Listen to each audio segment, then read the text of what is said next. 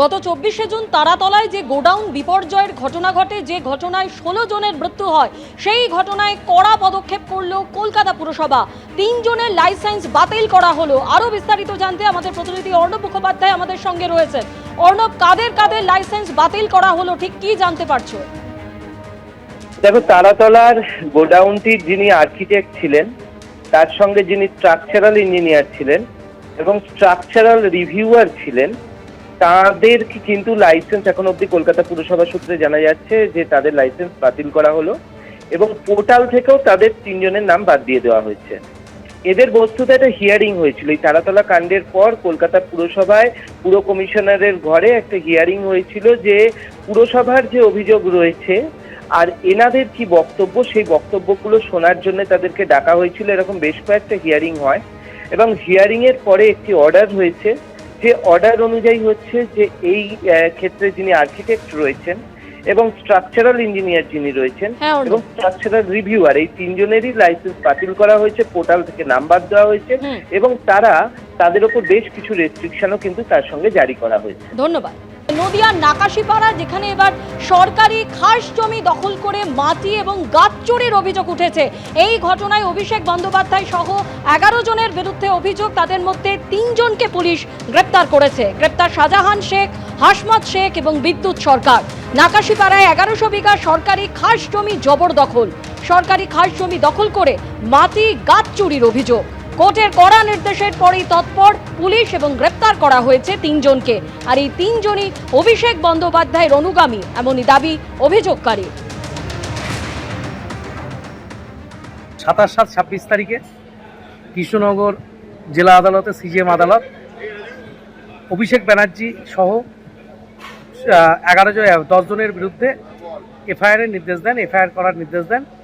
সেই পরিপ্রেক্ষিতে নাকাশিপাড়া পিএস 27-26 তারিখে কেস স্টার্ট করেন। এই মামলায় আজকে 3 জন অ্যারেস্ট হয়েছে। সে আজ না হোক কাল, কাল না হোক পরশু, যাদের দরকার, যাদের খুঁজছে পুলিশ বা যাদের নোটিশ দেওয়া হয়েছে বা যাদের বিরুদ্ধে এফআইআর হয়েছে বা যাদের বিরুদ্ধে কেস আছে, তাদেরও উচিত সারেন্ডার করা, সহযোগিতা করা, তা নাহলে পরে অ্যারেস্ট হবে। সুমিত রায়ের খোঁজে অভিষেক বন্দ্যোপাধ্যায়ের বাড়ি কালীঘাটে, সেখানে শালবনী থানার পুলিশ আধিকারিকরা এসেছিলেন। আর আজকে বিষ্ণুপুর থানার পুলিশ আধিকারিকরা এলেন সুমিত রায়ের বাড়িতে তার খোঁজে। আজকে 4:20 নাগাদ বিষ্ণুপুর থানার 3টে গাড়ি তারা বেহালা থানার পুলিশ আধিকারিকদের সঙ্গে নিয়ে সুমিত রায়ের বাড়িতে আসেন। মিনিট 6 তারা গেটের সামনে দাঁড়িয়ে কলিং বেল বাজান। বিষ্ণুপুর থানার একজন লেডি অফিসার, তিনি নোটিশ নিয়ে এসেছিলেন। মিনিট 6 পরে সুমিত রায়ের মা তিনি দরজা খোলেন এবং খোলার পর যারা পুলিশ আধিকারিক ছিলেন তাদের সাথে কথা বলেন। বেশ কিছুটা সময় দুপক্ষের মধ্যে কথা হয় এবং তারপর আমরা যে ছবি দেখি যে বিষ্ণুপুর থানার তরফ থেকে একটা নোটিশ সেটা সুমিত রায়ের পরিবারকে সার্ভ করা হয়। কিন্তু যেহেতু আজকে সার্চ ওয়ারেন্ট ছিল না, ঠিক সেই কারণেই বিষ্ণুপুর থানার পুলিশ আধিকারিকরা তারা সুমিত রায়ের বাড়িতে ঢোকেননি। এবার কি অভিযোগের প্রেক্ষিতে আজকে পুলিশ আধিকারিকরা এসে সুমিত রায়ের বাড়িতে নোটিশ দিয়ে গেলেন? সুমিত রায়ের এগেনস্ট লুকআউট নোটিশ রয়েছে, তিনি আপাতত পুলিশের খাতায় পলাতক অবস্থায় রয়েছেন। অভিযোগ যেটা, যে অভিষেক বন্দ্যোপাধ্যায় যে সেবাশ্রয় ক্যাম্প সেটা বিষ্ণুপুরে করা এবং সেই ক্যাম্প করার জন্য প্রায় 20 থেকে 22 লক্ষ টাকা এই রিসর্ট মালিকের কাছ থেকে চাওয়া এবং সেই তোলাবাজি করা। শুধু তাই নয়, ওই ক্যাম্পের সময় বেশ কিছুদিন ওই রিসর্টের একাধিক ঘর সেগুলো ব্লক করে রাখা এবং তারপর সেগুলোর কোনো টাকা রিসর্টের মালিককে না দেওয়া। এরপরই রিসর্টের মালিক তিনি একটি লিখিত অভিযোগ দায়ের করেন বিষ্ণুপুর থানায়। রিসর্ট মালিকের অভিযোগের প্রেক্ষিতে তোলাবাজির অভিযোগে অভিষেক বন্দ্যোপাধ্যায়, সুমিত রায় এবং বিষ্ণুপুরের তৃণমূলের বিধায়ক দিলীপ মণ্ডল, এদের এগেনস্টে এফআইআর রেজিস্টার্ড হয়।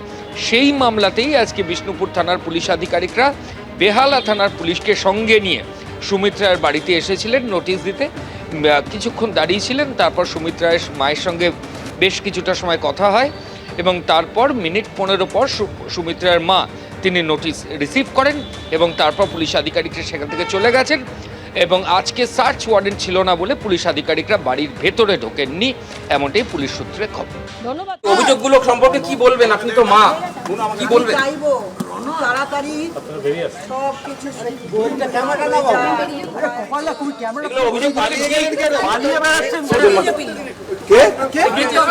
পালালো কেন? কোথায় গেছে? এবিপি আনন্দ, এগিয়ে থাকে, এগিয়ে রাখে।